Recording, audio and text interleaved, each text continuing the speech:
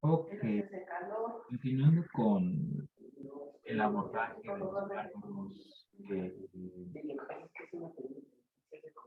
Ok, hay que silenciar uno. Está abierto el micrófono. Hay que silenciarlo, ya está silenciado. Continuando con el abordaje de las enfermedades gastrointestinales, vamos a platicar un poquito acerca de los fármacos que están involucrados en cuanto al manejo de las enfermedades gastrointestinales. La enfermedad gastrointestinal que más nos va a estar afectando en el ámbito médico en cuanto al abordaje básico va a ser la enfermedad ácido péptica o alias conocida como enfermedad eh, ulcerosa o como muchos lo conocen como la famosa gastritis. Que es entendido que gastritis es un diagnóstico histopatológico. Hasta que no se haga una biopsia, se le puede dar el nombre de gastritis. Como tal, gastritis es inflamación de la mucosa gástrica. El nombre que se le da por diagnóstico nosológico, o diagnóstico sindromático, o diagnóstico sintomático, es enfermedad por reflujo gastroesofágico o enfermedad acidopéptica, ¿va? En esta enfermedad, nosotros vamos a tener un gran arsenal de fármacos que podemos nosotros utilizar. Vamos nosotros aquí a platicar sobre la enfermedad acidopéptica.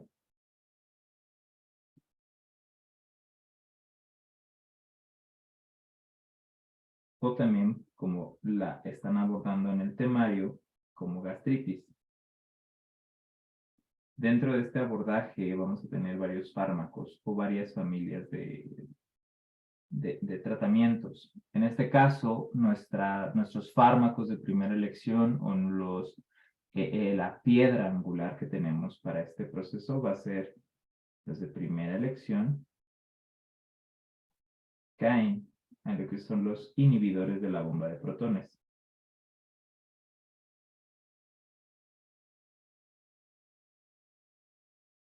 Como lo abordamos en la clase de fisiología de secreción gástrica, sabemos que esta bomba de protones se le llama bomba de protones porque es capaz de bombear o de mover dos protones como tal, el hidrogenión y el potasio que se está moviendo.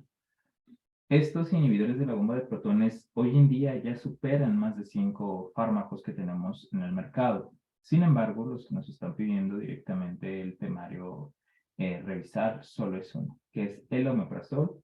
Sin embargo, abordaremos un poco acerca de otro fármaco que está indicado, que es muy bueno por el hecho de que no tiene interacciones a nivel hepático. Eso para que se lo lleven para su vida, pero para términos de departamental únicamente hablaremos de uno, ¿va? Estos fármacos, pues el que nos habla el temario es el omeprazol y el otro fármaco que no tiene interacciones directamente a nivel de citocromos es el pantoprazol. Van a ver que pueden encontrar algunos fármacos comercializados como esomeprazol, rabensoprazol o lansoprazol. Y el más novedoso de los inhibidores de la bomba de protones es dexlansoprazol, que de hecho tiene ciertas ventajas en cuanto a su farmacocinética y también en cuanto a su perfil de seguridad que veremos más adelante. Los de segunda elección, chicos, van a ser los antihistaminérgicos o antihistamínicos, que de hecho aquí estos son de segunda elección. Sin embargo, el temario les está abordando un fármaco que hoy en día está en desuso, que es la ranitidina. Sin embargo, tenemos algunos otros fármacos que pueden sustituir, que es la cimetidina, que no está potenciada por el temario, la famotidina, que también es una muy buena elección, y pues también está la anistacidina, pero como bien lo dijimos, únicamente el temario nos está abordando a la ranitidina, específicamente ranitidina, y de arriba específicamente el omeprazol. Sin embargo, ahorita que abordemos cada uno de ellos, hablaremos un poquito de sus características o peculiaridades cinéticas. Tenemos otro gran grupo. Tenemos primero los inhibidores de la bomba de protones, los antihistamínicos como segunda elección, y tenemos a unos fármacos que se le conocen como citoprotectores. Estos citoprotectores o fármacos que caen en esta categoría se les llaman así porque lo que hacen es proteger a las células, proteger ya a la célula que ya ha sido dañada.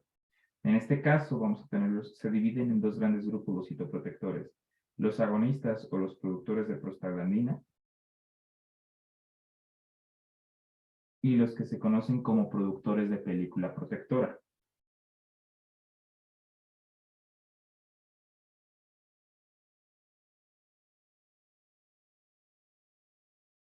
Por un lado, los que son de prostaglandinas, lo abordaremos específicamente en el tema de aborto, que es misoprostol. El misoprostol es uno de los fármacos que nosotros podemos utilizar para proteger al paciente que ya tiene una úlcera, para que pueda sanar, pueda cerrar, sin ningún problema. Este también es conocido como Cytotec. Hoy en día todavía no ha perdido la patente misoprostol.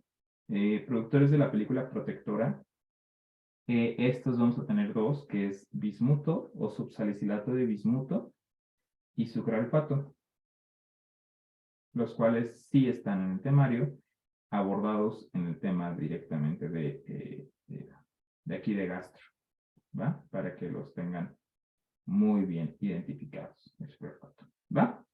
Y por último, chicos, vamos a tener dentro de este grupo de fármacos, vamos a tener lo que son los antiácidos, que estos como tal, lo único que hacen es contrarrestar el ácido que ya se produjo. Estos antiácidos, chicos, se van a clasificar en dos grandes grupos, en los que son los antiácidos absorbibles y los que son los antiácidos no absorbibles, los que van a ser únicamente luminales, que van a actuar a nivel del lumen. Los absorbibles vamos a tener el carbonato de calcio.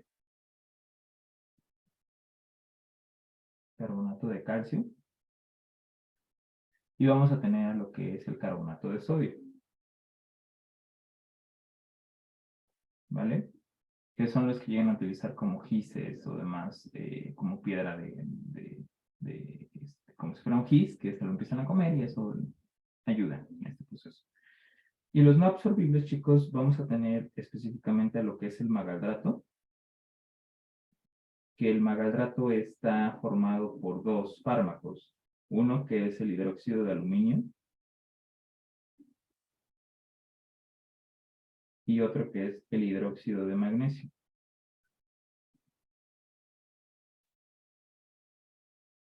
De aquí pues veremos estos por separado. Vemos las características cinéticas que tiene cada uno y las características dinámicas que tiene cada uno y sus usos que van más allá inclusive de la propia farmacología del sistema gastrointestinal, ¿vale? Para que lo puedan utilizar y sepan cuándo sí, cuándo no pueden utilizarlos específicamente, ¿vale?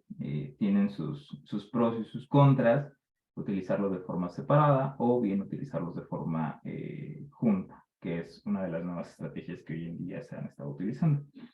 Uno de los fármacos más novedosos dentro de los mismos antiácidos es el algaldrato o el algadrato, ¿no? Algaldrato, que pues no lo vemos en el temario, ¿va?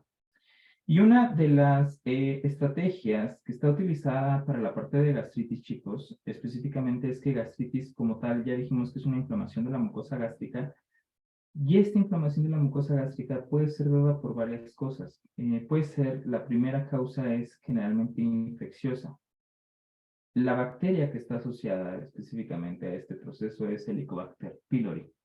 Entonces, es importante pues ver cómo vamos a erradicar a esta bacteria específicamente. Y pues la otra bacteria que también está asociada con esto es Campylobacter. Que Campylobacter realmente es menos frecuente, de hecho Helicobacter pylori está en 90% y Campylobacter está en menos del 7% de la población que llegan a desarrollar este tipo de problemas, ¿va? Específicamente, ¿va? Entonces, como la primera causa que tienen la gastritis como tal es antiinfecciosa, perdón, es infecciosa, nosotros tenemos que ver la terapia de erradicación para Helicobacter pylori.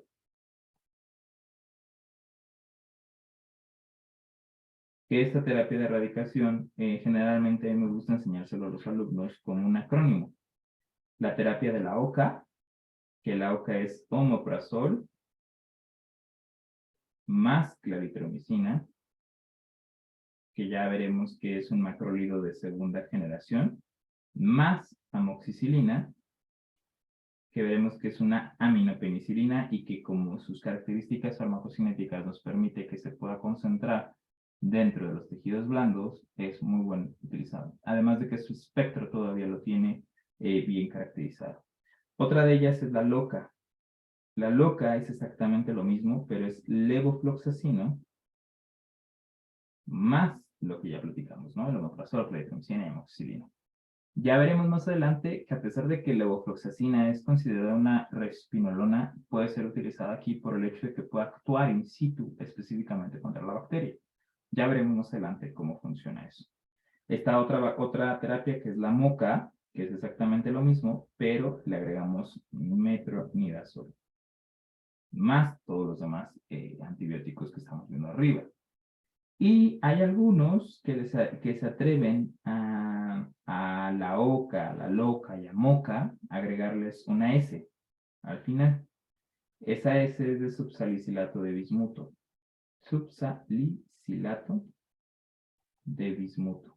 Que ya veremos las características que tiene el subsalicilato de bismuto para meterlo dentro de esta parte. ¿Vale? Entonces, como tal, este es nuestro panorama general en cuanto a la parte de la farmacología que estaremos abordando en este punto. Pues vamos a empezar con nuestra estrella de esta ocasión, que dentro de estos fármacos, nuestra estrella va a ser, pues, dentro de los fármacos inhibidores de la bomba de protones, que como bien ya lo estuvimos revisando previamente y haciendo un recordatorio nada más de esta parte. Recordemos que la bomba de protones es el punto final de toda esta cascada de señalización que abordamos dentro de la fisiología gástrica. Vimos cómo estaba todo el proceso por gastrina, por somatostatina, por acetilcolina, por histamina, etc. Finalmente para la producción y la expresión de la bomba de protones. Entonces, estos son considerados fármacos de primera elección porque no importa cuál de los diversos estímulos me esté haciendo la producción de ácido clorhídrico, no importa si viene de la parte endocrina, neurógena o parácrina, van a inhibir al punto final. Entonces, estos por esa razón, como inhiben la parte final, son considerados los fármacos de primera elección, porque no van a detenerse a buscar cuál es la causa per se que está produciéndonos el aumento en la producción de ácido clorhídrico, sino que van directamente a inhibir a la bomba per se. Entonces, en este sentido, pues vamos a empezar con los inhibidores de la bomba de protones. Los inhibidores de la bomba de protones son uno de los fármacos inhibidores de la bomba de protones. Son uno de los fármacos que más van a estar recetando a lo largo de su vida profesional. Inclusive, el omeprazol hoy en día también ya no se considera dentro del fármaco del grupo 2 o del grupo 1, sino que se consideran dentro del grupo de OTC, que se pueden vender a granel o inclusive se pueden vender en lugares que no son farmacias, específicamente esto, porque pues ya han tenido un gran auge y ya pueden ser inclusive automedicados los pacientes por este mismo. Dentro del omeprazol, chicos, una de las cosas que es importante reconocer es que el omeprazol es un profármaco. Tiene que ser activado y metabolizado para poder hacer sus efectos. Vamos a ver que el omeprazol, chicos, una vez que es ingresado al sistema, cuando llega al estómago, el estómago generalmente tiene un pH ácido. Sin embargo, esta acidez no es suficiente la que está presentada en los canalículos. El omeprazol llega en forma de micropellets, lo cual va a hacer que sea resistente a ese ácido para que pueda llegar al proceso de absorción específicamente pues en el duodeno, específicamente donde está el duodeno en la primera porción, donde va a tener su absorción bastante rápida, específicamente pues para llegar al proceso de la circulación sistémica y pueda entonces hacer sus efectos. Entonces, en el estómago pasa sin problemas, llega al intestino y del intestino es donde se va a absorber. Llega el proceso de absorción donde es bastante rápido, tiene una absorción muy alta. Aquí una vez que llega al intestino, va a comenzar ese proceso de circulación y en ese proceso de circulación nos va a llegar a la circulación del estómago o la circulación gástrica. ¿Dónde en la circulación gástrica? Específicamente, chicos, en la base, que ya habíamos platicado que era en esta parte de las células, de las glándulas oxínticas y de las glándulas que tenemos aquí. Si nosotros vamos a agarrar esta parte. Y nos la llevamos para allá, para el otro esquema, que ya lo platicamos en la clase de fisiología específicamente. Vamos a ver que una vez que ingresa en esta parte, el omeprazol específicamente en la base del cuello de las glándulas oxínticas se concentra mayor acidez. Es donde más bajo pH se encuentra. Entonces, una vez que el omeprazol ingresa en esta parte, gracias al pH, va a tener su proceso de activación y se va a transformar en una sulfonamida. Que aquí es donde se va a llamar ácido sulfonámico, ¿no? O ácido sulfónico.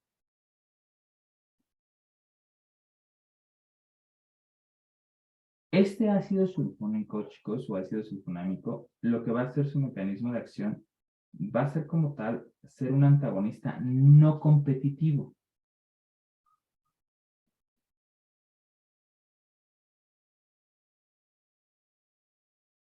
De la bomba de protones o de la bomba hidrogenión potasio ATPasa. Al decir que es no competitivo, saben que está haciendo un enlace covalente. Por lo tanto, también se le conoce como tipo de enlace suicida. Y eso es muy importante que lo vean. De esta manera, pues lo que va a tener como efecto directo es que va a disminuir como tal la secreción basal del ácido clorhídrico. Y esto, pues como tal, va a tener una repercusión en cual ya no voy a tener una secreción de ácido clorhídrico, y al no tener secreción de ácido clorhídrico, si llego a tener alguna úlcera o llego a tener algún proceso ahí, me va a disminuir, por supuesto, mucho la sintomatología. Aquí una de las cosas que es importante que conozcan, chicos, es que las bombas de protones exhiben una activación donde más bien donde las bombas donde las bombas de protones exhiben una mayor actividad. Las bombas de protones donde exhiben mayor actividad va a ser por la mañana. Entonces, por eso se recomienda que se administre por la mañana, que eso te lo veremos dentro de la farmacocinética. Sin embargo, esto es como tal el efecto o el mecanismo de acción que tienen los inhibidores de la bomba de protones. Bloquean la bomba de protones y no importa cuál haya sido su efecto que lo haya desencadenado. ¿Va? Dentro de las particularidades de la farmacocinética que les pueden preguntar específicamente del omeprazol, chicos, pues vamos a nosotros tener aquí lo que es la parte de la absorción, la distribución, el metabolismo y la excreción. La absorción, chicos, recuerden que se absorbe mejor en el intestino. Y esto pues va a ser también a la activación o la preparación del fármaco que tuvo previamente en el ambiente ácido del estómago para que se pudiese absorber mejor. Dentro de su distribución, chicos, tiene una alta unión a proteínas plasmáticas, dentro del 95% aproximadamente oscila, y tiene una biodisponibilidad aproximadamente del 55%. Eso gracias a que tiene un amplio metabolismo de primer paso. El metabolismo, chicos, de esto, del omeprazol, está a base del citocromo 2C19 y pues obviamente en el citocromo 3A4. Sin embargo, aquí es donde entra una gran repercusión. Gracias a la inhibición que tiene el citocromo 2C19, aquí se va a comportar como un gran inhibidor de este citocromo como tal. Es por ello que cuando uno de los fármacos que se metaboliza por ahí, por ese citocromo, y que de hecho tiene una gran repercusión, y le hacen un montón de preguntas para esta situación, es el clopidogrel, chicos. Recuerden que el clopidogrel tenía que activarse por el citocromo 12-19 para convertirse en tiol de clopidogrel. Si no se activaba, ya no funcionaba. Entonces, en pacientes que tengan indicado clopidogrel, no les podemos dar omeprazol porque lo que vamos a hacer es inhibir su activación. Por lo tanto, hay que tener mucho cuidado cuando tengamos algún paciente con clopidogrel, que recordando un poquito, recuerden que el clopidogrel está indicado en pacientes que lleguen a tener algún proceso de algún infarto previo, que hayan tenido algún proceso de isquemia, etcétera, y que sean no candidatos a la aspirina. Entonces, en eso se les indica. Oye, pero ¿cuál es el que se les indica entonces en clopidogrel? Se les indica un inhibidor de la bomba de protones que no se ha metabolizado por el citocromo 12-19, que el único que no se metaboliza por ahí, chicos, es pantoprazol. Por eso les decía que una de las alternativas que tenemos, pues es el pantoprazol, específicamente para esa situación, o sea, específicamente para eso. Por si les llegan a preguntar, pues ahí está. Que no es tan preguntable, ¿no? Porque no está dentro de su temario, pero pues puede ser la de que les puedan hacer. Su tiempo de vida media, chicos, es de 20 a 30 minutos. Sin embargo, su efecto farmacológico perdura hasta 24 horas. O sea, sin ningún problema, evita la secreción de esas bombas durante 24 horas. ¿Y dónde se elimina? Se elimina principalmente por la vía renal, en forma de metabolitos. Y lo restante se va a estar eliminando por la parte de los ácidos biliares o de los jugos biliares que se pueden tener por ahí. ¿Va? Ok. Vamos a platicar un poquito, chicos, acerca de la parte de los efectos adversos o de las reacciones adversas medicamentosas que se pueden presentar con este fármaco. Dentro de sus reacciones adversas, chicos, las principales que vamos a tener van a ser la parte gástrica, que son las que tienen que dominar sí o sí. Estas son las que ustedes deben de tener muy bien dominadas por el hecho de que son las más preguntables. Dentro de las reacciones adversas medicamentosas en la parte gástrica, la principal que vamos a tener va a ser la de estreñimiento alternado con diarrea. Muchos pacientes, de hecho, lo que más presentan va a ser el estreñimiento. Un poco porcentaje va a exhibir diarrea, pero pues puede pasar, ¿no? Ahí puede ver este proceso. En algunos pacientes puede haber un poco de náusea, puede haber dolor abdominal, que son menos habituales. Y a nivel gastrometabólico, de hecho se ve que el paciente tiene una disminución de la absorción de vitamina B12. Y esto es muy explicable. Recuerden que el ácido clorhídrico autoestimula o tiene una formación autócrina para la excreción del factor intrínseco. Entonces, como se disminuye la producción del factor intrínseco, se disminuye la absorción de vitamina B12, cianocobalamina, y lo cual nos va a producir una anemia megaloblástica. Entonces, que no les caiga de raro que sus pacientes que tengan tratamientos crónicos con omeprazol cursen con algún tipo de anemia, específicamente por este proceso. Ahora, si ustedes recuerdan el proceso de la parte de la acidez, pues obviamente van a ver que el ácido o el ambiente ácido daba un factor de absorción mayor de vitamina B, perdón, de vitamina D, que era el hidroxicalciferol o calciferol, y aumentaba también la absorción de calcio.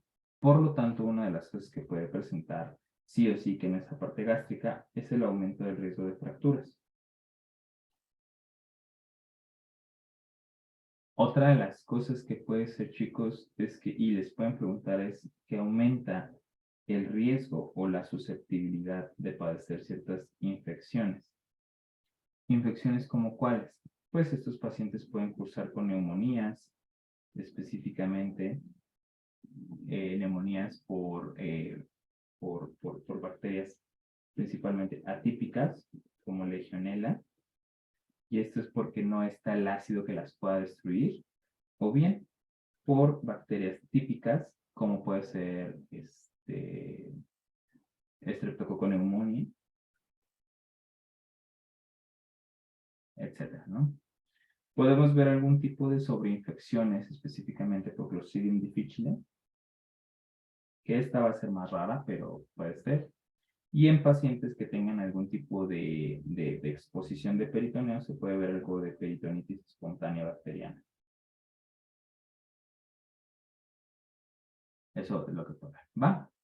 Ahora, yo tengo inhibida en este momento la bomba de protones. ¿Qué va a pasar con mis estímulos que me quieren hacer finalmente producir el ácido clorhídrico? Van a aumentar. El principal activador, como lo vimos en las clases de fisiología gástrica, es la gastrina. Por lo tanto, una de las cosas que tiene es un aumento en la producción de gastrina por las células G. Este aumento en la producción de gastrina tiene muchísima importancia, chicos, porque si ustedes quitan el fármaco o hacen algo que se llama supresión brusca del fármaco, lo que van a hacer es que tenga un efecto rebote y el paciente empieza a tener una hipersecreción ácida. Entonces, pues ya durante los 14 días que dieron el omeprazol, el paciente estuvo de lujo, estuvo de perlas, le quitan el fármaco así de trancazo, no se lo van titulando, disminuyendo la dosis poco a poco, lo quitan de trancazo y el paciente va a presentar lo que es la supresión brusca del fármaco y va a tener hipersecreción del ácido. Y eso, pues, está mal, ¿va? Porque finalmente el paciente pues lo va a sufrir. Ahora, yo estoy produciendo mucha gastrina, chicos, y la gastrina se supone que debería estar utilizándose por la célula parietal, pero en este caso no está siendo utilizada por la célula parietal, pero puede estimular a otras células. Un efecto que tiene específicamente, chicos, es que esta gastrina me va a producir algo que se llama hiperplasia de las células enterocromafines. Y esta hiperplasia de células enterocromafines me puede llevar a la producción de pólipos intestinales, pero principalmente pólipos gástricos. Que esto, recuerden que los pólipos me pueden llevar a una tumoración o me pueden llevar a la producción específicamente pues de tumoración. No puede llevar a cáncer, ¿vale? Entonces hay que tener mucho cuidado con esta parte porque los pacientes pueden tener este tipo de situaciones, ¿va? ¿En quiénes está indicado el omeprazol, chicos? Es importante que tengan bien identificado en qué pacientes se les puede dar el omeprazol. Específicamente de primera elección, pues ya platicamos para la enfermedad de reflujo gastroesofágico. También está indicado de primera elección en la parte de la enfermedad acidopéptica. Está indicado para la profilaxis, específicamente, chicos, de profilaxis de úlceras por estrés. Van a ver ustedes que cuando un paciente se ingresa al hospital, generalmente se les indica el omeprazol específicamente para eso, para evitar úlceras por estrés, ¿va? Gastropatía por AINES, para proteger el estómago del efecto de los AINES específicamente. Y pues también cuando llegan a tener alguna hemorragia de tubo digestivo asociada a alguna úlcera del estómago, ¿sí? Y en el paciente con síndrome de Zollinger-Ellison, que el síndrome de Zollinger-Ellison es una tumoración o es una neuroendocrinopatía en la cual se produce un montón de gastrina y va a estar actuando específicamente en la mediación o en el tratamiento específicamente de la estimulación de la producción de la bomba de protones, ¿va? Y pues también está indicado pues en el tratamiento de erradicación del Helicobacter pylori. ¿Sí, chicos? ¿En quién está contraindicado dar el omeprazol? El omeprazol, chicos, está contraindicado específicamente, contraindicado, y eso es una pregunta que se las hacen casi en un caso clínico, les van a poner ahí en pacientes que tengan enfermedad hepática.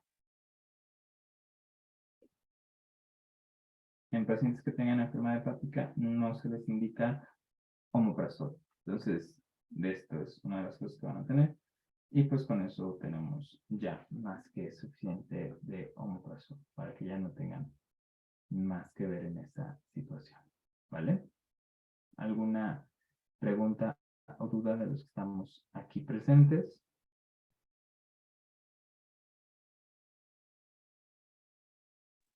No, doctor, ninguna. Ok, una de las preguntas que les pueden hacer con este fármaco es si se necesita receta para poder darlo. Aquí este fármaco, pues como ya dijimos, pertenece al grupo de los OTC, entonces sí necesita receta, ¿vale? Digo, no necesita receta, no necesita receta para poder darse sin ningún problema, ¿va? La categoría en el embarazo, el FDA, antes de que se me olvide, es una categoría C. No es seguro utilizarlo en el embarazo. Hay que valorar Por completo. el beneficio específicamente si la podemos utilizar o no la podemos utilizar. Ya tendríamos que valorar si es competente o no es competente darlo. ¿Va? Pasamos a los otros fármacos que tenemos que son los anti-H2, que son muy sencillos estos fármacos. Primera instancia, en este momento el fármaco que les están abordando que ustedes deben de manejar de los anti-H2 es ranitidina. Es importante que sepan que previamente era una maravilla utilizar estos antagonistas contra el H2 porque disminuían todo el efecto secretor por las bombas específicamente y era un efecto competitivo y reversible y no tenía como tal un efecto completo, ¿no? En esta parte y más o menos ahí modulaban y ayudaban a la regeneración de las úlceras gástricas y todo ese proceso que se estaba dando. Sin embargo, se supo que tenían un compuesto en cuanto a su descomposición, que era NDMA, que es un factor precancerígeno.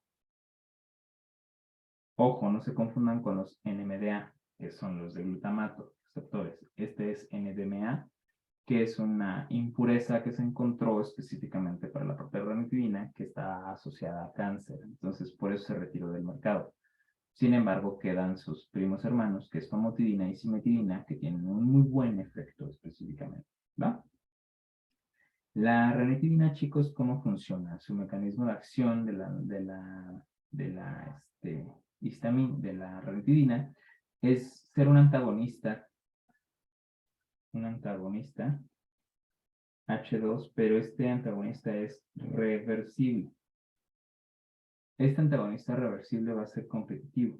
Recuerden que cuando se puede revertir, cae en la categoría de que va a ser competitivo, ¿vale? Específicamente va contra los receptores H2, no tiene nada que ver específicamente contra los receptores H1, pero pues sí puede atravesar, de hecho, la barrera hematoencefálica y la placentaria, y puede tener algunos efectos ahí, pero no van directo contra los H1, van contra los H2, ¿va? Entonces, aquí recordando brevemente lo que platicamos en la fisiología gástrica, recuerden que la gastrina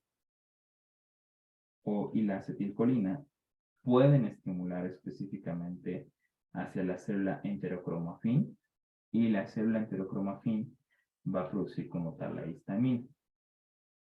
Y la histamina estimula la célula parietal para que aumente la expresión de las bombas de protones.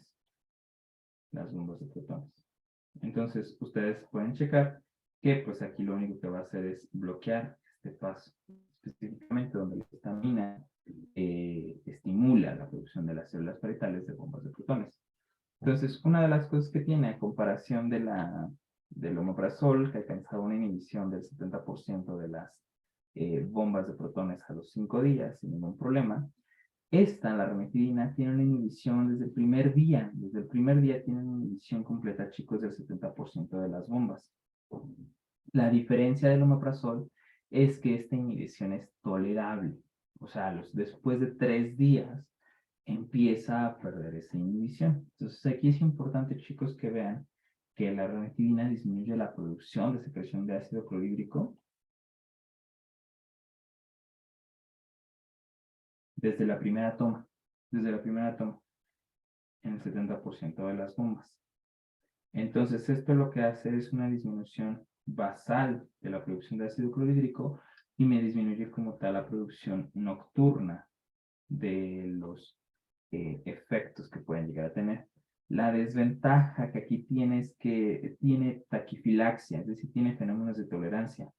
Y después de 3 días de tratamiento, el paciente empieza a perder esta inhibición. Estos eran muy buenos por el hecho de que se daba la ranitidina y para casos de urgencia luego lo lograban contrastar y no tenían tanto problema. Entonces era una gran ventaja que teníamos. Pero pues ahorita no la tenemos y la famotidina y simotidina tienen efectos similares, pero son un poquito más caros. Entonces, esto es importante que la vean. Ahí va. Dentro de su farmacocinética, su absorción, de hecho, chicos, aquí es la que les van a poner en casos clínicos. Su absorción es muy rápida y de hecho aumenta su absorción cuando se da con la comida.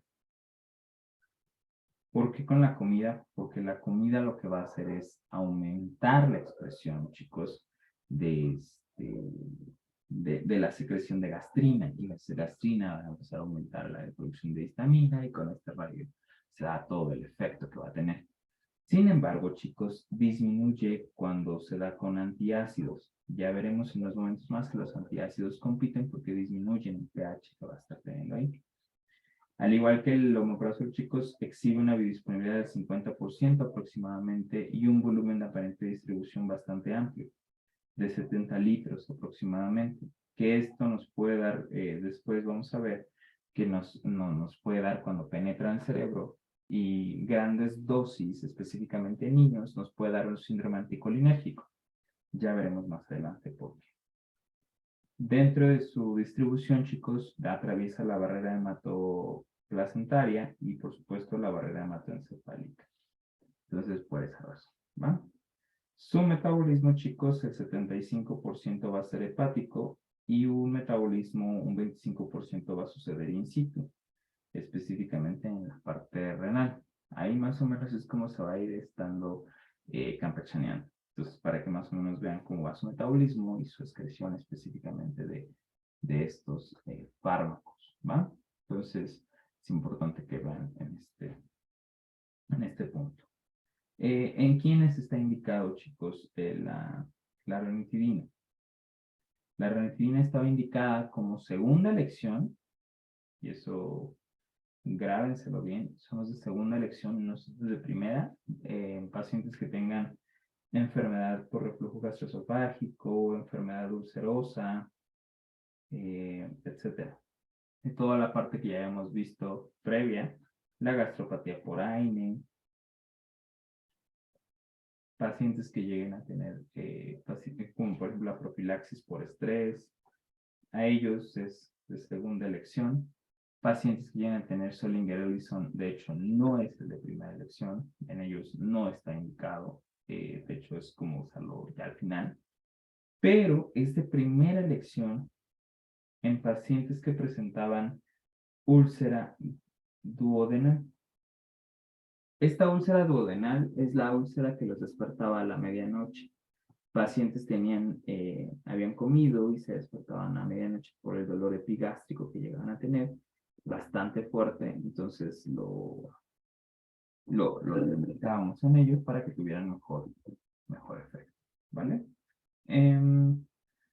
Reacciones adversas medicamentosas, realmente la ranitidina puede expresar diversas reacciones adversas. Las principales pues, van a ser gástricas, específicamente pues, las mismas que estaba exhibiendo el propio omeprazol, pero esta va más encaminada hacia la diarrea específicamente. Puede presentar más diarrea, puede presentar en algunos pacientes cefalea, que esto no es gástrico, pero puede presentarlo. Puede presentar mialgias, dolor muscular específicamente. En algunos pacientes, principalmente con cimetidina, pero también ranitidina, puede presentar alteraciones hormonales. Esto por inhibición de los citocromos, específicamente, ¿vale?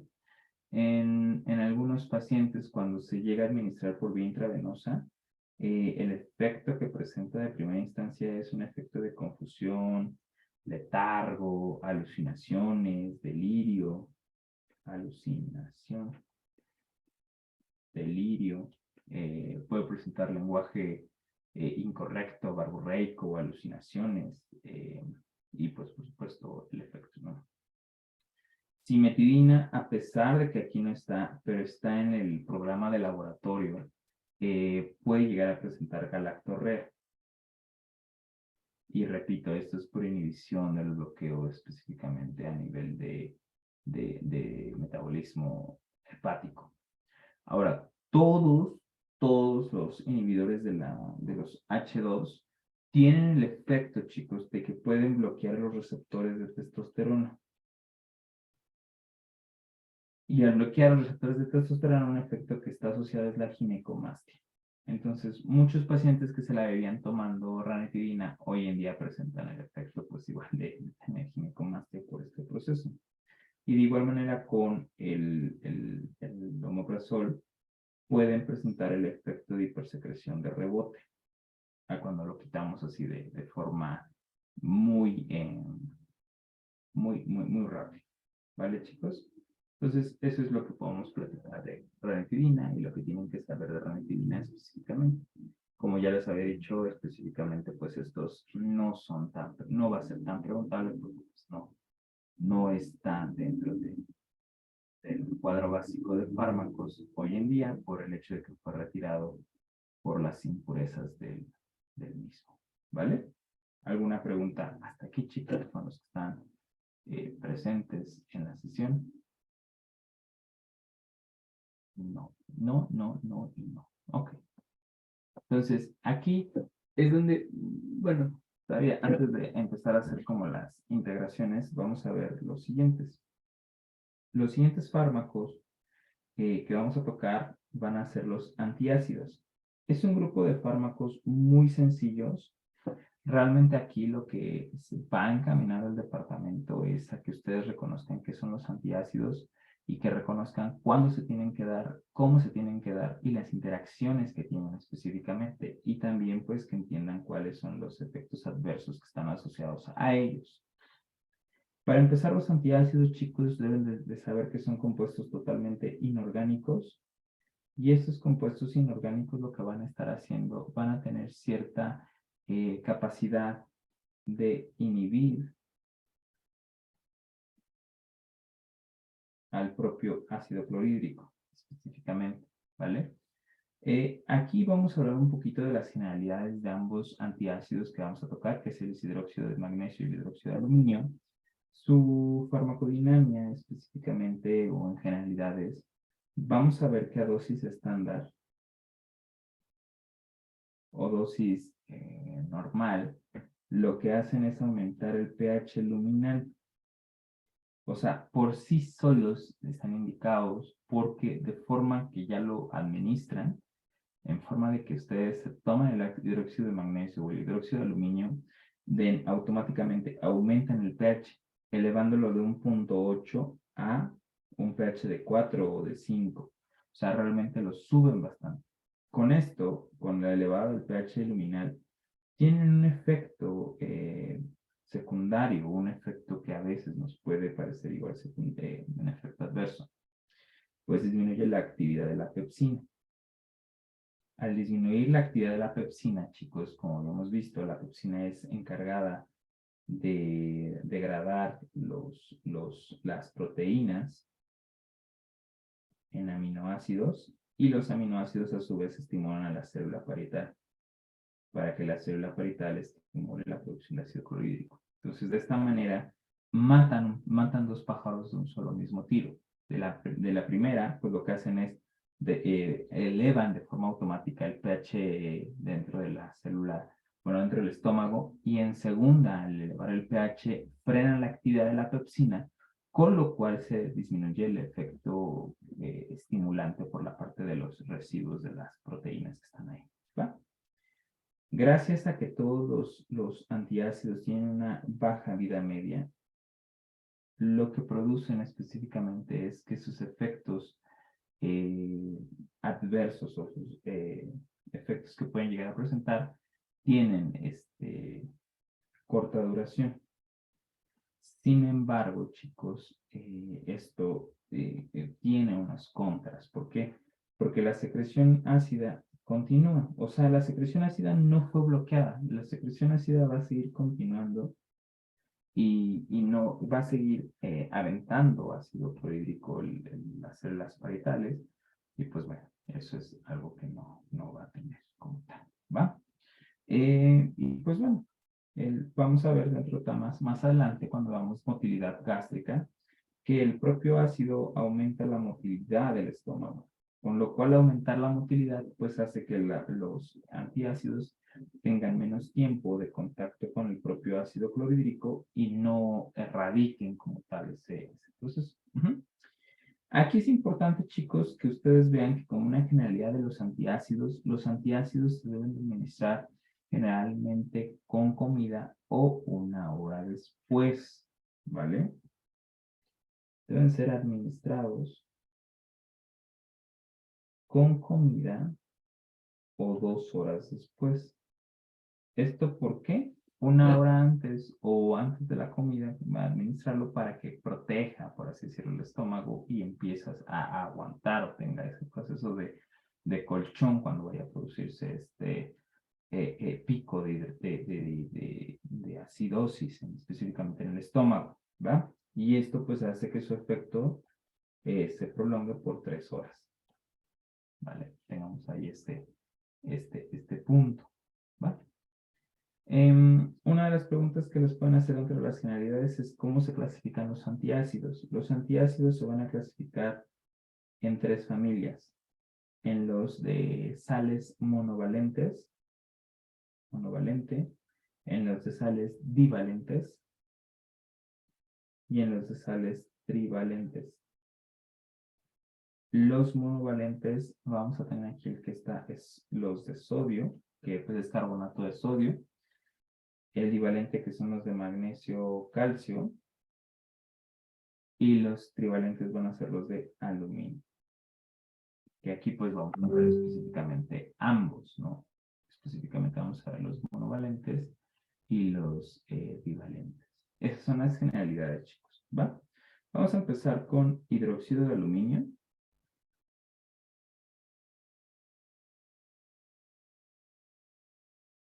Que su forma, su presentación generalmente va a ser en forma bebible, en pastillas, etcétera.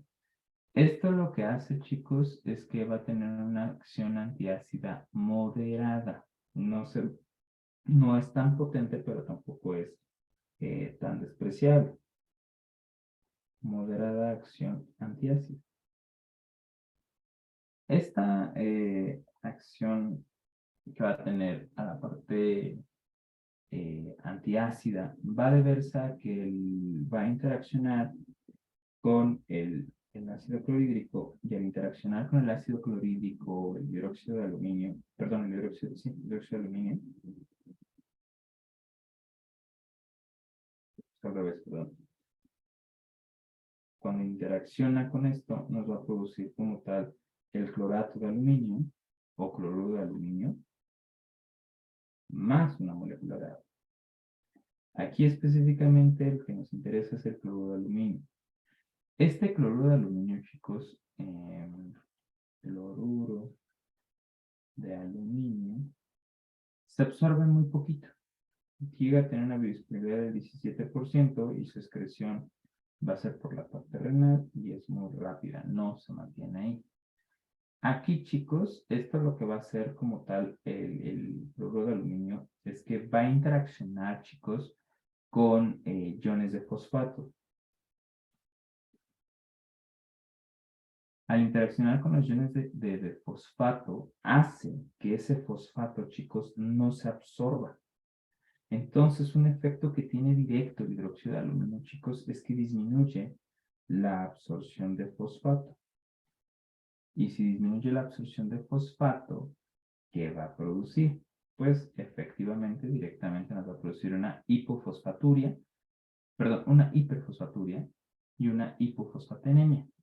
Es decir, baja el fosfato, en sangre y baja el fosfato en la cantidad que se va a estar tirando por la parte urinaria. Esto como tal, un efecto que me puede producir, como estoy disminuyendo la absorción de fosfato, la glándula que está asociada específicamente a regular el fosfato, chicos, ¿cuál era? La paratiroides. Entonces me puede producir un hiperparatiroidismo secundario. Es por eso que no se recomienda tanto el hidróxido de aluminio solo, ya hoy en día, por esta parte, ¿va? Ahora, otra de las cosas que produce el cloruro de aluminio específicamente, chicos, va a ser que tiene una acción astringente específicamente a nivel del intestino.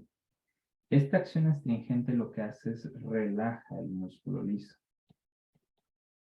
Y al relajar el músculo liso intestinal, pues el efecto que tiene de inmediato, pues va a ser como tal el estreñimiento. Entonces, aquí yo les digo a los alumnos, chequen, hidróxido de aluminio empieza con A, estreñimiento empieza con E, ambas son vocales, entonces para que no se les olvide los efectos adversos que produce. Otro de los que tenemos aquí es el hidróxido de magnesio.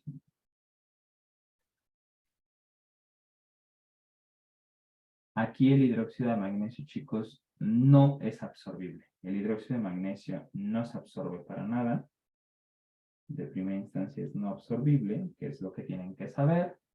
Tiene un efecto muy rápido y de hecho tiene una acción moderada baja. No es tan fuerte como antes, ¿no?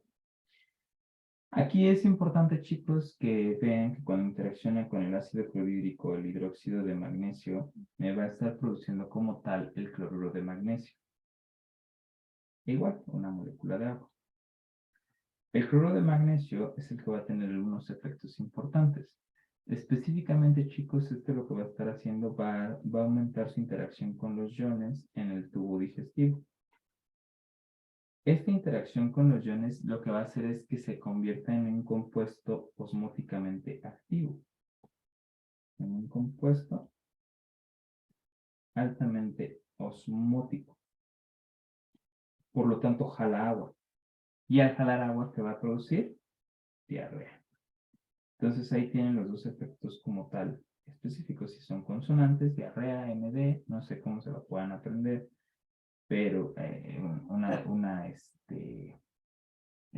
recomendación les digo es esta. O sea, vean, por un lado los efectos que tienen específicamente, por ejemplo, el aluminio, pues, A de vocal, y pues estreñimiento también tiene vocal, puede producir esa parte.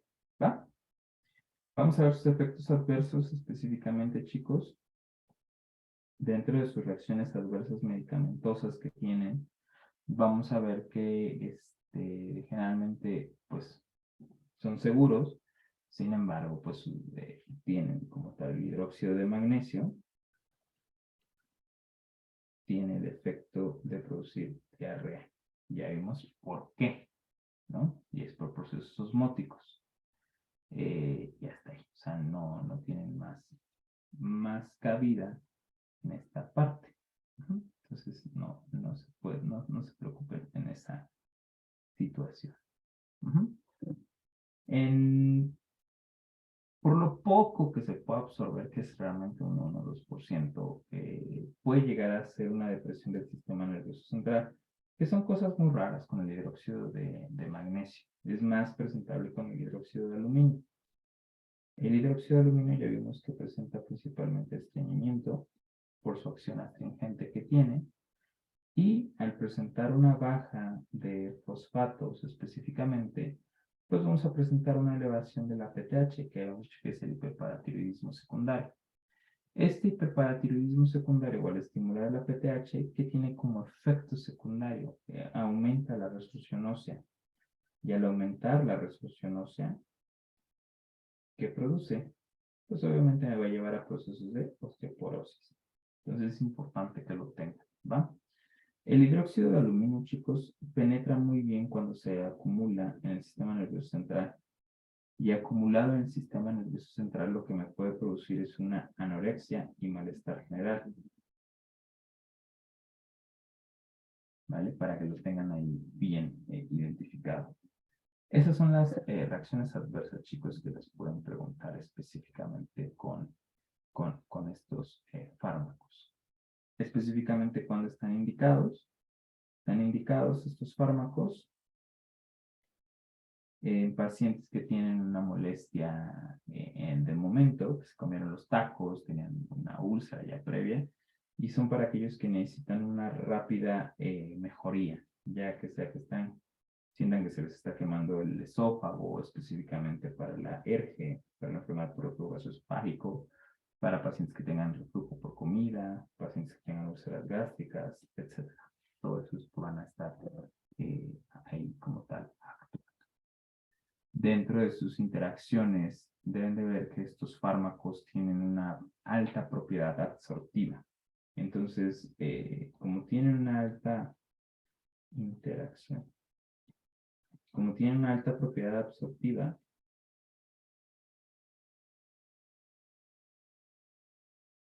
quiere decir que pueden tener una actividad quelante, es decir, pueden atrapar varios fármacos.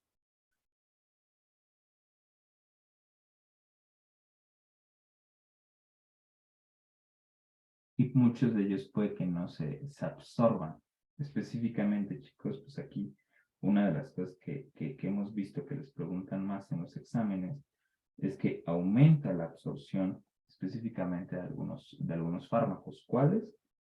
Las bases débiles, como penicilinas. Que ya veremos que la única penicilina que se da por vía oral es la penicilina D, ¿vale? Y disminuye la absorción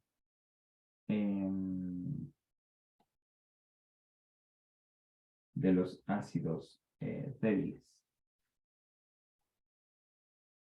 Y esos ácidos débiles, pues, por ejemplo, puede ser el ketoconazol, que ya veremos más adelante que el ketoconazol tiene un rollo ahí completo con los citocromos y todo ese rollo. Y pues bueno, chicos, deben de saber que estos afectan directamente, como se están eliminando por vía renal, afectan el pH urinario. ¿Qué es lo que hacen? Pues el pH urinario pues va a cambiar. El pH urinario se va a volver un pH alcalino. Entonces el pH urinario al volverse alcalino, ¿qué va a pasar? Pues disminuye la reabsorción de fármacos que sean ácidos, puesto que se van a quedar protonados. Pero aumenta la reabsorción de fármacos que son alcalinos, lo que nos puede llevar a un proceso de intoxicación específicamente por cada uno de estos fármacos. Es por ello que no se recomienda darlos con estos fármacos, ¿vale? Específicamente por esa situación que podemos ver ahí, ¿va? ¿Alguna pregunta o duda que lleguemos hasta este momento?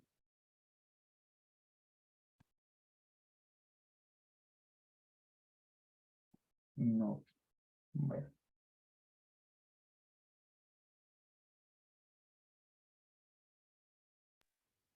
El siguiente fármaco que vemos es un fármaco que se le conoce dentro de la categoría de los citoprotectores. Fármacos que son considerados inclusive para poder restablecer la estructura tradicional de la célula gástrica. En este caso vamos a tener lo que es el sucralfato. El sucralfato, chicos, es uno de los fármacos que se utilizan ya después de que tenemos la úlcera. De hecho, estos fármacos ayudan a que se regenere rápidamente el epitelio, en este caso en la parte gástrica. Por esas razones que se llegan a indicar cuando los pacientes ya tienen la úlcera como tal compuesta. Estos son los protectores de mucosa, o también conocidos como citoprotectores, porque regeneran como tal. Estos dentro de su farmacodinamia, chicos, es una solución básica. Estos es una cosa, un compuesto que es básico y que se va a tener como tal aluminio y sacarosa. Esta en el medio ácido específicamente se va a activar, o más bien se va a potenciar y va a empezar a convertirse en una especie como una pasta pegajosa. Se vuelve así como algo pegajoso y viscoso, que esto específicamente se va a unir a las proteínas que están exhibidas en el cráter de la úlcera, como tal, de la úlcera gástrica. Es ahí donde se van a empezar a pegar. ¿Y esto qué va a ser? ¿O cuál va a ser como tal la sustancia que se pega directamente? Esto que se pega, chicos, se llama octasulfato de sacarosa. Por eso se llama sucralfato, ¿vale? Entonces, aquí lo que va a hacer es cuando se empieza a pegar ahí, disminuye la hidrólisis por la propia pepsina. Y esto lo que tal como nos va a dar es que disminuye la erosión de la mucosa. Y con eso protegemos muy bien a nuestro estomaguito, ¿va? Y pues esto, como se está pegando al cráter de la úlcera, hagan de cuenta que está nuestras células, pero ya por acción del Helicobacter pylori o lo que ustedes quieran, está aquí una úlcera que está exhibiendo pues proteínas específicamente de una úlcera, que son pues la parte del factor de von Willebrand, del factor tisular, lo que ustedes quieran. Ahí se va a empezar a pegar el sucralfato y pues va a generar esta capa protectora para que le dé chance de que se vuelva a restablecer ese epitelio y pues sin ninguna parte de actuación. Por lo tanto, evita el efecto irritante, ya sea de factores endógenos o factores exógenos, ¿vale? Para que se aquí les pueden preguntar que esto tiene un efecto pleiotrópico. Y regresamos a los efectos pleiotrópicos, ¿no? Después de las dislipidemias, regresamos a otro efecto pleiotrópico, que este efecto pleiotrópico es que aumenta la vasculogénesis. Si aumenta la vasculogénesis, chicos, pues obviamente se va a aumentar la regeneración del epitelio y esto nos va a ayudar muchísimo específicamente a esa situación, ¿va? Esa vasculogénesis o ese efecto pleiotrópico lo que va a hacer es que pues genere más recorrido de sangre, haya más sangre que esté llegando, se repare más rápido el epitelio y demás. Un segundo efecto pleiotrópico, o uno dentro de sus mismas características cinéticas, es de que tiene una gran unión a la bilis y a la pepsina. De tal suerte que lo que va a hacer es que ambos van a potenciar su efecto de mayor síntesis de prostaglandinas, específicamente la prostaglandina E1, perdón, la prostaglandina E2, perdón, y la prostaglandina I. Recuerden que la prostaglandina I está involucrada en la producción de moco y bicarbonato, mientras que la prostaglandina E2 está involucrada en la disminución de la producción de bombas de fotones, ¿no? Entonces, de esta manera, pues lo que hace es que aumenta el efecto de los factores protectores específicamente en la mucosa gástrica, ¿vale? Entonces, aquí es bien importante que lo tengan muy, muy, muy presente. ¿Va? Muy bien. Dentro de su farmacocinética, que ahora sí ya viene la parte de la integración que ustedes deben de tener, es que cuando nosotros los administramos por forma oral, su efecto va a ser específicamente en la mucosa gástrica. Tiene una muy baja absorción, tiene un bajo índice de absorción, aproximadamente alcanza una biodisponibilidad del 3%. Todo lo demás, lo que no se absorbe, va a cursar por todo el intestino. Entonces, también tiene efectos específicamente intestinales. Por eso es que está indicado en enfermedad como CUSI o como Crohn, que lleguen a tener ahí ulceraciones a nivel del colon, se les puede dar y regenera muy bien todo esto. Ahora, es importante, chicos, que vean que después de la administración oral, para poder activarse, requieren de un medio ácido. Como requieren de un medio ácido, esto del sucralfato, chicos, se debe de administrar antes de las comidas.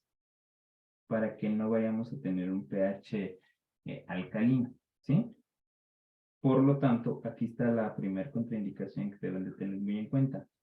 No se da con inhibidores de la bomba de protones y, por supuesto, tampoco se da con antiácidos, ya que ambos lo que van a hacer es alcalinizar el medio y, por lo tanto, no van a presentar su efecto específico. Dentro de las reacciones adversas medicamentosas son realmente muy seguros y tienen muy baja toxicidad. Son de los fármacos que más seguros vamos a tener. De hecho, solamente un 2% de la población llega a presentar estreñimiento y un 1% de la población presenta náusea. O sea, realmente son muy, muy raros. Y del 0, o 0.01% de la población puede llegar a presentar besoares. Los besoares son esa especie como de, ¿cómo llamarlo? Como pelotón o cosas que se apelmazan dentro del estómago. Un besoar es un apelmazamiento o una compactación de ciertas sustancias dentro del estómago. El más común de los besoares es el tricobesoar, que el tricobesoar o síndrome de Rapunzel es cuando las personas, o principalmente las mujeres o hombres que tienen el cabello largo, se lo están comiendo a cada rato, se desapelmaza en el estómago, como no es destruido por la queratina que tiene, se empieza a acumular y empieza a tener esta. Si se dan cuenta, este tricobesoar pues tiene la forma del estómago, específicamente toda su recorrido, ¿no? Vean, aquí está, y toda la parte del duodeno que está teniendo. Ya cuando se dan cuenta es porque está bastante grande, pero pues aquí el sucralfato tiene un índice muy bajito de producir un besoar, que realmente no es un tricobesoar porque no es por cabello, pero nos puede llegar a presentar este tipo, ¿va? Sus indicaciones, chicos, del sucralfato es muy importante. Están específicamente indicadas en pacientes que tienen úlceras activas. Pacientes que tienen alguna úlcera activa, que tengan sangrado también, está indicado el sucralfato para que les ayude. Alguna úlcera del tubo digestivo, ya sea en pacientes con enfermedad de Crohn o CUSI o alguna enfermedad intestinal como si tienen lupus o demás, están indicados como un medio empírico o una fórmula galénica en la cual agarramos el sucralfato, se muele y se pone como una composta y se ponen las úlceras de la cavidad oral. Entonces, en pacientes que tienen lupus y que constantemente están teniendo úlceras en la cavidad oral, se les coloca por dentro y sin ningún problema, ¿va? También en pacientes que tienen mucositis por radiación, es decir, que tienen inflamación de la mucosa por los rayos X que se les están dando o por la radiación que se les está dando por radioterapia, ¿va? Y ya, eso sería como toda la parte que ustedes deben de saber, específicamente con con el sucralfato, específicamente. O sea, es muy sencillo, el sucralfato no tiene mayor cantidad de importancia, ¿va? Muy bien, vamos con el último, que es el subsalicilato de bismuto. Subsalicilato de bismuto. Chicos, vean que va a tener una gran reacción, subsalicilato de bismuto. Cuando interacciona con el ácido clorhídrico, lo que nos va a dar es el oxicloruro de bismuto y nos va a dar ácido salicílico, ¿vale? Aquí oxicloruro específicamente es el que va a tener el efecto principal específicamente. O sea, este es el que nos va a dar como tal el efecto que queremos o el efecto que vamos a buscar. Que ahorita vamos a ver cómo funciona específicamente, ¿va? Por primera instancia, el oxicloruro de bismuto va a dar como Ese es el que está, el subsalicilato de bismuto está en las pastillas de Pepto-Bismol. Si ustedes recuerdan, las pastillas de Pepto-Bismol tienen una presentación que es masticable. Si ustedes se comen la pastilla de Pepto-Bismol, la mastican y se checan la lengua queda de color negra. El causante de que se ponga la lengua de color negra es por esta parte, por el oxicloruro de bismuto, cuando llegan a tener bastante reflujo o cuando tienen ácido clorhídrico en la boca. Esto porque puede ser pues, por el vómito, por enfermedad de reflujo gastroesofágico o alguna de esta parte que tengan ahí, por eso se da esa reacción y esto nos da la coloración negruzca de la lengua. Aunque la coloración negruzca de la lengua va a ser también por otra situación, pero pues vamos a ver dentro de esta misma. ¿Qué es lo que hace? Tiene varios efectos, chicos. Entonces, vamos a ver su actividad. Dentro de su actividad, chicos, lo que va a hacer es específicamente a nivel de la porción del tracto digestivo superior o del tubo digestivo alto. Ahí lo que va a hacer es aumenta una formación de capa de mucosa. ¿Vale? Aquí va a tener una propiedad quelante. Esa propiedad quelante, chicos, lo que hace es que jala a los aminoácidos y proteínas del nicho ulceroso, es decir, las proteínas que se encuentran en la úlcera. ¿Y qué es lo que hace? Hace un coágulo de proteínas, que eso lo que hace es que ya no afecten los diversos irritantes que se encuentran ahí. Esta propiedad quelante lo que hace es que disminuye, por supuesto, la actividad de la pepsina. Y si disminuye la actividad de la pepsina, pues ya saben qué va a pasar. Ya no tiene como tal ese proceso. Tiene también un poder de disminuir la propiedad como tal ácida. Entonces baja. Ahora, una de las cosas que les pueden llegar a preguntar es que también está indicado para la parte de la diarrea del viajero. ¿Por qué? Porque tiene dentro de sus efectos un efecto antidiarreico. ¿Por qué se comporta como antidiarreico? Porque, chicos, lo que hace es gracias al ácido salicílico que se está produciendo dentro de su reacción, el ácido salicílico hace que se aumente la absorción de líquidos a nivel del colon. Y aparte, el ácido salicílico tiene una segunda propiedad. Disminuye la acción secretora intestinal, que esto específicamente lo veremos en la clase de motilidad intestinal, ¿va? ¿Por qué hace estos efectos? Recuerden que el ácido salicílico es el precursor del ácido acetilsalicílico. Por lo tanto, es un COX-1 y COX-2. Es decir, disminuye o bloquea la producción de prostaglandinas. En este caso, lo que hace es que baja la inflamación y baja la motilidad intestinal. Entonces, pues, por esta manera es que es antidiarreico, ¿vale? Ojo, no confundan la acción antidiarreica con el efecto bactericida, que es un efecto que tiene como tal, que se conoce como efecto pleiotrópico máximo. Ese efecto pleiotrópico que tiene pleiotrópico es específicamente porque va a actuar como fármaco bactericida. Ya apuntaremos el término de bactericida en quimioterapia antiinfecciosa. Se refiere a fármacos que tienen la capacidad de destruir completamente la bacteria en la cual actúen. Y es bactericida únicamente en bacterias como Helicobacter pylori. ¿Vale? ¿Esto por qué? ¿Por qué es bactericida? Esa pregunta se las hace porque tiene tres mecanismos de acción específicamente sobre la bacteria. Uno es un inhibidor de la síntesis de pared bacteriana, es decir, como todos los betalactámicos que vemos, ¿vale?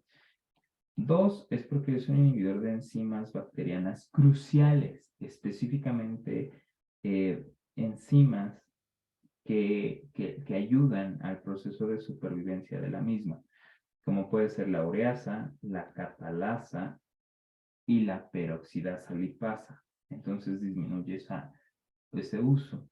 Y por lo tanto también va a tener una disminución en la adherencia bacteriana.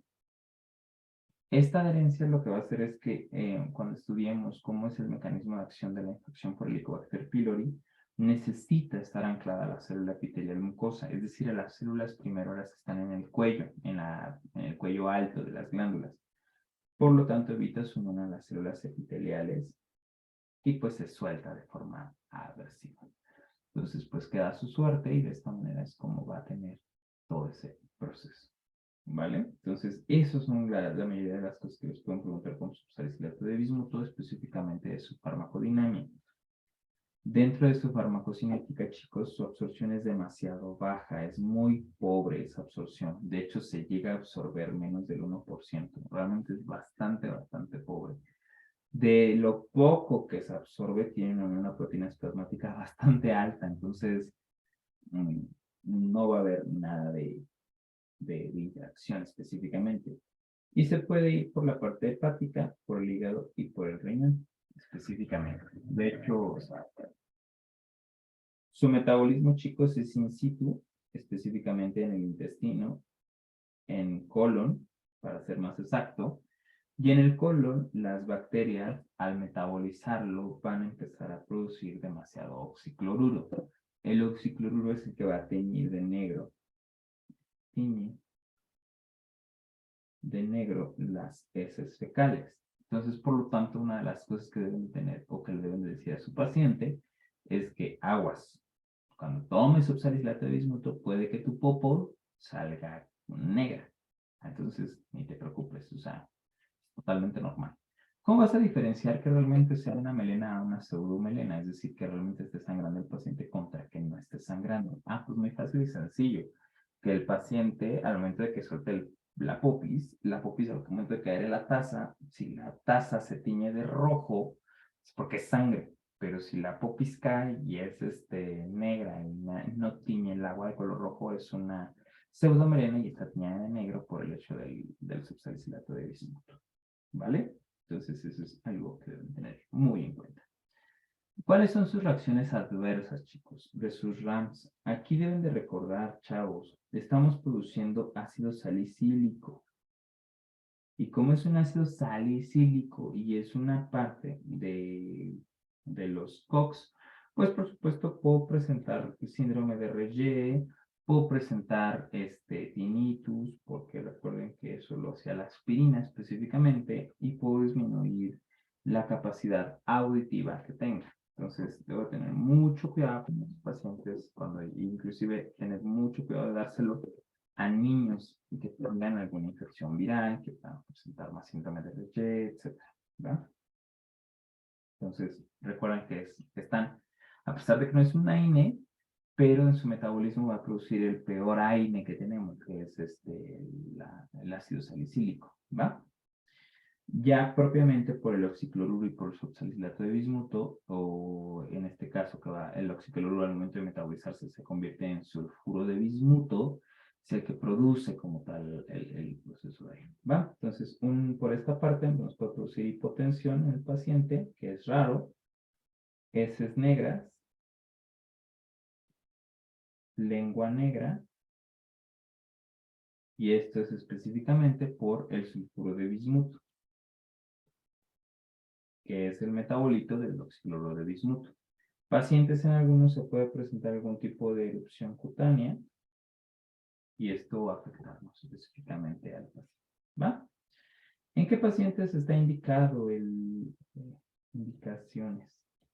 ¿En qué pacientes está indicado específicamente este fármaco? Pues se puede dar como OTC en caso de diarrea del viajero específicamente, que es por Escherichia coli, en pacientes que lleguen a presentar acidez gástrica, en pacientes que se sientan con indigestión, en pacientes que tengan náusea, y pues también está indicado como terapia de erradicación de Helicobacter pylori, ¿vale?